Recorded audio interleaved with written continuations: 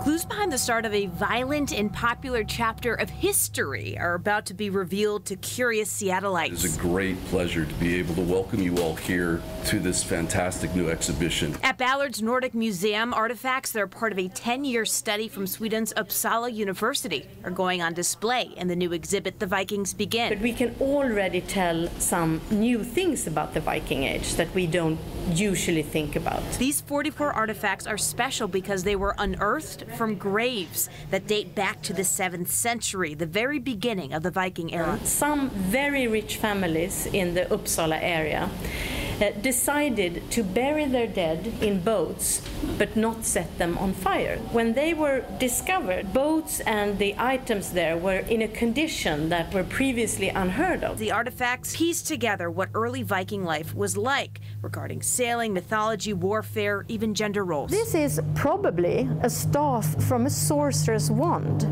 So we think the woman who was buried here was buried with this because she was considered to have magical powers. This is really an incredible opportunity. Executive Director Eric Nelson says this collection is especially relevant here at home. There's a huge Nordic influence here in Seattle. In fact, 1 in 8 people self-identifies as being Nordic or Scandinavian here. And there was a massive wave of immigration that started back in the late 1800s, early 1900s. A new look at the past, possibly revealing clues into parts of our own heritage. In Seattle, Vanessa Mishanya, KEN 5 News.